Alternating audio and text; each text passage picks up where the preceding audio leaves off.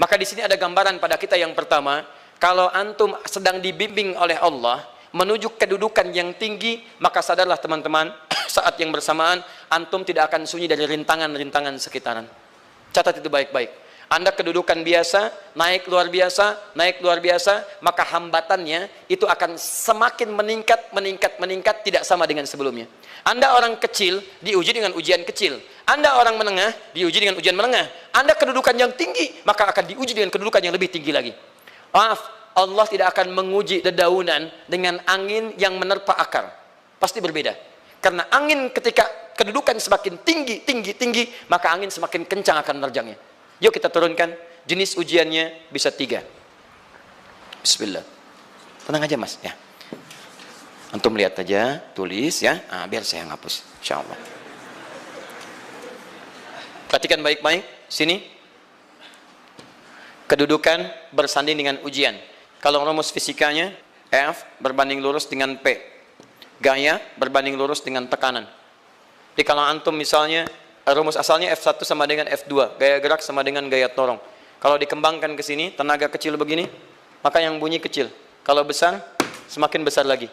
Nah, memahami rumus ini, F sama dengan P. F berbanding lurus dengan tekanan. Ada gaya tekanan juga yang cukup kuat. Ketika antum pukul kencang, suara kencang. Tapi ini lebih sakit kan? Tekanannya lebih kuat. Itu agak berbeda. Itu dalam persepsi positif. Dalam persepsi negatif juga bisa. Gaya berbanding lurus dengan tekanan. Semakin orang banyak gaya, semakin tertekan hidupnya. Ya? Tanya. Sekarang lihat sini. Rumus ini kalau kita turunkan lewat ayat, am hasibtum an tadkhulul jannata. Apakah anda akan duga begitu mudah masuk surga? Walamma yatikum matalul ladzina khalau min qablikum. Sementara Allah belum menguji anda seperti orang dulu yang dijamin surga mendapati ujian. Apa jenis ujiannya? Ini manhaj hidup kita dan kita berhenti di sini. Maaf, saya mungkin hanya 5 ayat dulu untuk hari ini ya. Massathumul ba'sa. Ujian pertama disebut dengan ba'sun. Jamaknya ba'sa.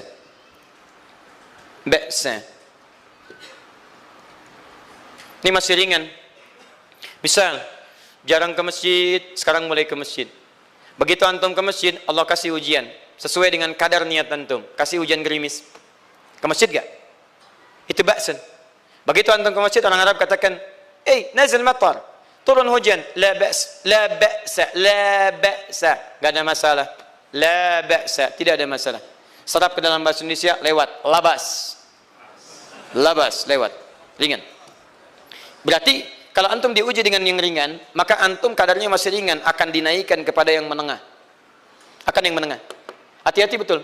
Kalau antum belum lulus yang di sini, maka antum akan terus sampai di sini, sampai lulus di sini. Sampai lulus. Antum mau berangkat ke masjid, gerimis bisa. Tiba-tiba nggak jadi di rumah. Istri antum mengatakan, Pak kok nggak ke masjid? Hujan mah, kan cuman gerimis. Takut teriak, Masya Allah. Padahal antum misalnya belum kuat untuk berangkat. Maka antum akan terus diuji di sini. Lihat rumusnya, Quran surah kedua ayat 286. La yukallifullahu nafsan illa. Allah tidak akan pernah menguji seorang hamba di luar kadar kemampuannya. Jadi kalau antum masih ujian yang ringan, antum diberikan yang ringan. Antum naik menengah, diberikan yang menengah. Antum naik lagi level tinggi, diberikan ujian yang berat. Menengahnya disebut dengan darrun. Waddarra, dari ba'sun jadi darrun. Jama'nya darra. Sudah menyakiti fisik. Kena fisik, sudah melukai, hujannya makin deras. Ya, kalau dalam kehidupan yang ini mungkin celaan biasa.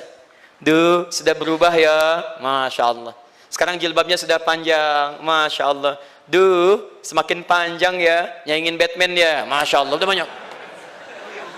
Begitu sudah mulai pakai cadar, ninja, oh Masya Allah. Dorra, sudah nggak enak ke fisik. Dorrun. Lihat rumusnya ya, lihat rumusnya baik-baik. Ini lebih menenangkan pada jiwa. Ketika anda dalam level-level seperti ini artinya Allah sedang menaikkan iman anda dalam level yang lebih tinggi lagi. Jadi ketika ada celaan menghunjam dalam lisan seseorang, sudah mulai menyakiti, itu sebetulnya pengakuan dari Allah lewat lisan orang itu, bahwa anda sedang diangkat keimanan pada tingkat yang lebih tinggi. Ada yang mengatakan, kamu kenapa sih pakai jilbab begitu? Yang biasa aja kali. Yang iman biasa sudah banyak. Saya ingin menampilkan keimanan yang luar biasa. Supaya dengan iman itu saya lebih mendoakan mama. Saya menampakkan amalan-amalan. Mudah-mudahan pahalanya bisa buat mama. Masuk dengan bahasa yang baik. Masya Allah. Jadi kalau antum bisa melawan hal-hal demikian dengan bahasa yang indah, itu nyaman kepada jiwa. Kadang-kadang ada kalimat-kalimat yang tidak perlu pakai dalil, teman-teman sekalian. Kembalikan ke sini. Terakhir, wazulzilu zilzal. Zulzilu zilzal. Gempa, goyang.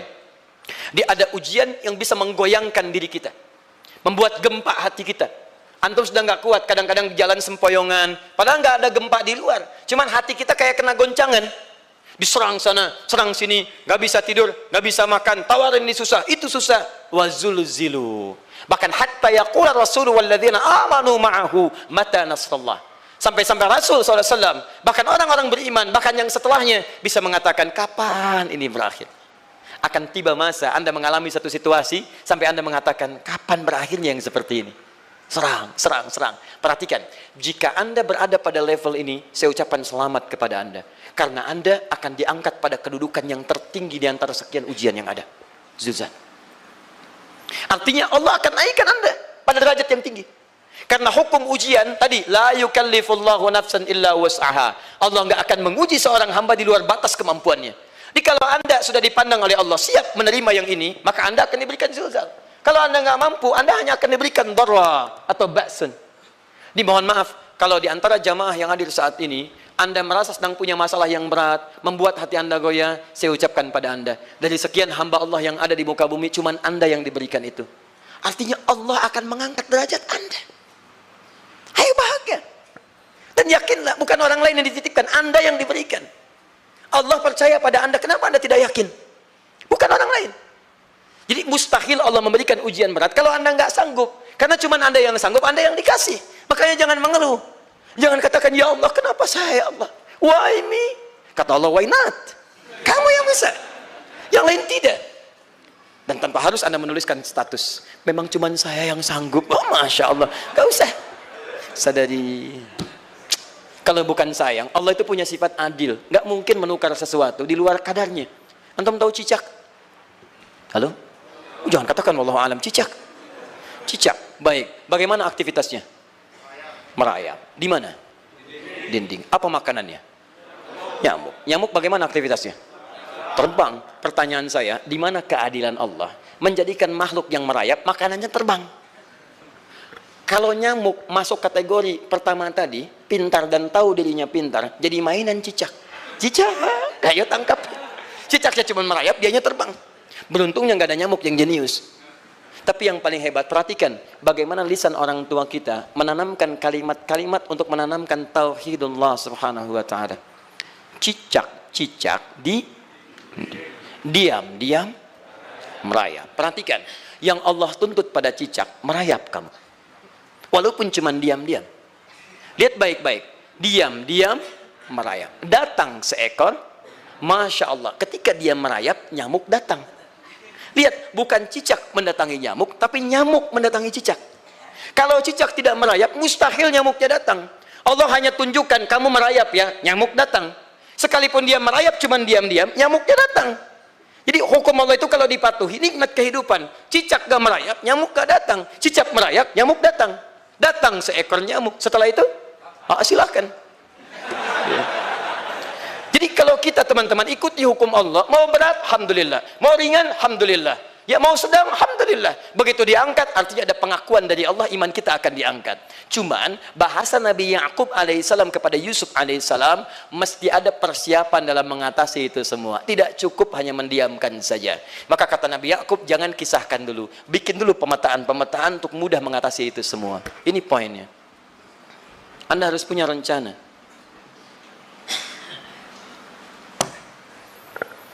Maka Nabi Ya'qub menyiapkan, bekali dulu ini, siapkan itu. Kalau ambil ke aspek teori untuk kita sekarang, tafsir dari ini untuk menyelesaikan solusi di Quran surah kedua ayat 214 tadi, maka jawabannya ada di Quran surah ketiga ayat 142, paling kiri sebelah atas. Ini kanan sebelah bawah, ini kiri sebelah atas. Dan awal ayatnya dibuka dengan kalimat yang sama. Perhatikan, Al-Baqarah ayat 214 kalimatnya menggunakan am hasibtum an tadkhulul jannah. Ali Imran 142 am hasibtum an tadkhulul jannah. Yang Al-Baqarah itu ujiannya, walamma ya'tikum mathalul ladzina khalau min qablikum masathumul ba'sa wad-dharra waz-zulzilu. Yang Ali Imran itu solusinya. Am hasibtum an tadkhulul jannata walamma ya'lamillahu alladhina jahadu minkum wa ya'lamas sabirin. Saya tutup sampai sini dulu. Teman-teman perhatikan, walamma, sedangkan Allah ya'lamillahu alladhina jahadu minkum, belum melihat kesungguhan Anda untuk mengatasi berbagai persoalan kehidupan itu. Kalimat jahadu, akar katanya dari kata al-juhdu. Serius, sungguh-sungguh. Jadi kalau persoalan Anda ingin segera selesai, Anda mesti serius. Hei yang sedang kuliah, kalau mau cepat selesai kuliahnya, serius belajarnya. Pahami dengan baik. Kalau Anda nggak pernah serius, bagaimana bisa menyelesaikan pelajaran dengan baik? Hei yang sedang berumah tangga, kalau ingin baik rumah tangganya, serius dalam berumah tangga. Keluarkan hukum-hukum Allah, terapkan dalam kehidupan rumah tangga. Anda akan mendapatkan manfaatnya. Hei yang sedang berbisnis, serius dengan pekerjaan. Karena hanya orang serius yang bisa menghasilkan kekayaan-kekayaan yang terbaik. Serius dalam ibadah, karena ibadah melahirkan keberkahan dengan kekayaan yang Anda dapatkan dari titipan Allah Subhanahu wa taala. Ayo serius. Al-juhdu dibagi 3 bagian. 1, serius dalam merencanakan, disebut ijtihad namanya. Bikin rencana. Misal, maaf, tadi dalam keluarga, kalau diambil kedudukan Yusuf alaihissalam, antum tempatkan itu pada porsi pertama sebagai target. Misal, Yusuf diberikan kedudukan oleh Allah. Bagaimana anak saya punya kedudukan walaupun tidak sama dengan Yusuf alaihissalam? Cari, rencanakan, buat pemetaan. Di masa depan anak saya mesti punya kedudukan. Apa? Kalau dalam kedokteran, kedudukan dokter yang terbaik. Kalau dalam bisnis, pengusaha yang terbaik. Misal, kalau dalam pemerintahan, jangan tanggung-tanggung, jadi presiden, jadi itu. Anda turunkan kemudian pendidikannya dari situ. Ijtihad direncanakan. Masuknya lewat sini, lewat sini, lewat sini, lewat sini. Seperti kemudian, maaf, Hannah dengan Imran, rahimahumullah, merencanakan hasil yang terbaik untuk Maryam, bahkan sejak dalam kandungan. Quran surah ketiga Ali Imran dari ayat 35 sampai 37, paling kiri pertengahan sampai bawah. Idz qalat imra'atu Imran rabbi inni nazartu, bahkan nazar. Nazartu ma fi batni muharrara, saya bernazar anak saya yang lahir ini akan punya kedudukan dekat dengan Allah Subhanahu wa taala. Di sejak bayi direncanakan. Mau jadi apa? Setelah itu apa? Jihad. Jihad itu kesungguhan dalam mempraktekkan, mengaktualisasikan konsep yang sudah dibuat. Jangan sampai cuma berdoa, tapi doanya tidak disandingkan dengan ikhtiar, nggak nyambung. Makanya ketika lahir ada jihad, jihad dengan doa. Falamma wada'at saqalat rabbi inni wada'tuha untha, ayat 36-nya. Wallahu a'lamu bima wada'at wa laysa dzakaru kal untha. Lihat, wa inni sammaituha Maryam wa inni wa'idhuha bika wa dzurriyyataha minasyaitonir rajim. Doa. Setelah berdoa apa? Teruskan. Bagian akhirnya ayat 37-nya. Maaf teman-teman, tidak cukup dengan doa. Karena Maryam masih dekat dengan Allah, punya kedudukan, dia mesti dirawat oleh orang yang paling saleh. Cari Nabi Zakaria, orang saleh. Mesti merawat. Tempatnya mesti netral dari keburukan, bikin mihrab. Jadi tempat dibuatkan, orang saleh merawat, doa dipanjatkan, doa berbanding lurus dengan ikhtiar. Apa yang terjadi? Ayat 37-nya. Fataqabbalaha rabbuha biqabulin hasanin wa ambataha nabatan hasana. Maka Allah Subhanahu wa taala menerima usaha orang tua ini. Doanya diterima, ikhtiarnya diterima. Jadi kalau antum mengambil ayat tadi, diterapkan dalam kehidupan, rencanakan teman-teman sekalian. Anak mau sekolah di mana? Mau jadi apa? Turunkan ke bawahnya. Oh, dia mau jadi dokter, dokter yang hafal Quran, turunkan. Pendidikannya di sini, di sini, di sini, di sini sampai paling kecilnya. Siapa gurunya yang dekat dengan Allah? Sekolahnya yang menjauhkan dari hal-hal keburukan, sampai satpamnya soleh, security-nya soleh, koperasinya orang-orang soleh, gurunya orang-orang soleh. Hadirkan. Kalau ikhtiarnya sudah nyambung dengan doa, maka fataqabbalallah, qabbalallah. Taqabbalaha rabbuha. Diterima Maryam, antum diterima. Di kadang-kadang yang nggak nyambung nih begini, doanya nggak nyambung dengan ikhtiar, itu masalahnya. Ya Allah mohon ya Rabb, jadikan anak saya rajin sholat, hafal Al-Quran, tapi ditempatkan di sekolah yang tidak pernah mengajarkan sholat, nggak nyambung. Ditempatkan di tempat yang tidak pernah mengajarkan Quran, tidak nyambung. Nggak ada kesamaan di situ. Maka Nabi Ya'qub alaihissalam memberikan gambaran kepada anaknya, nak, kamu akan punya kedudukan begini, hati-hati, setiap ada kedudukan akan ada rintangan, kamu harus punya rencana untuk merencanakan solusi-solusi terbaik untuk itu. Kemudian yang terakhir, ini yang paling hebat, mujahadah, perjuangan melawan emosi. Karena tidak sedikit tantangan itu, maaf, yang berat itu bukan menghadapi fisiknya, tapi menghadapi diri kita sendiri. Mau ke masjid, malas, itu yang susah dihadapi dibandingkan dengan hujan. Hujan ada payung, malas mau pakai apa? Maaf, menurun, semangat turun, malas datang, kecewa datang, pesimis datang, lawan, namanya mujahadah. Gabungkan ketiganya, isi dengan sabar. Wa ya'lamas sabirin. Manhaj itulah yang diberikan kepada Yusuf, sehingga Yusuf nanti mengalami tahapan-tahapan kehidupan sampai dengan beliau mencapai puncak tertinggi, disebut kemudian menjadi Al-Aziz, dan disitulah kemudian terbukti mimpinya. Setelah 40 tahun atau 80 tahun disebutkan dalam satu riwayat, maka terbuktilah mimpi ini. Punya kedudukan, bapak ibunya beserta saudara-saudaranya sujud di hadapan Yusuf alaihissalam. Teman-teman, ini baru 5% dari pengajaran yang ada di surah Yusuf. Masih banyak hal yang lainnya. Bagaimana ketika mohon maaf bertemu dengan saudaranya. Saya kasih bocoran sedikit. 10 orang rapat di satu tempat untuk mencelakai Yusuf. Setelah mereka menyimpulkan bapaknya itu lebih perhatian kepada Yusuf. La Yusufu ahabbu ilaina. Yusuf itu lebih dicintai dibandingkan kita pada diri bapak kita. Bapak kita salah nih. Bapak kita salah. Masya Allah. Bapak kita sesat nih. Ya, inna abana la fi dhalalim mubin. Bapak kita sesat banget nih. Salah bapak nih. Ya harusnya kita yang dicintai, kita lebih kuat. Wa nahnu usbah, kita lebih hebat dibanding dia. Rapat teman-teman. Yang hebat begini, 10 orang rapat. Diajukan usulan untuk membunuh Yusuf. Saya mau tanya pada antum, kalau 10 orang rapat, 9 mengusulkan A, 1 mengusulkan B. Kira-kira yang diterima secara quorum 9 atau 1? 9. Ini bisa tertukar. Tertukar.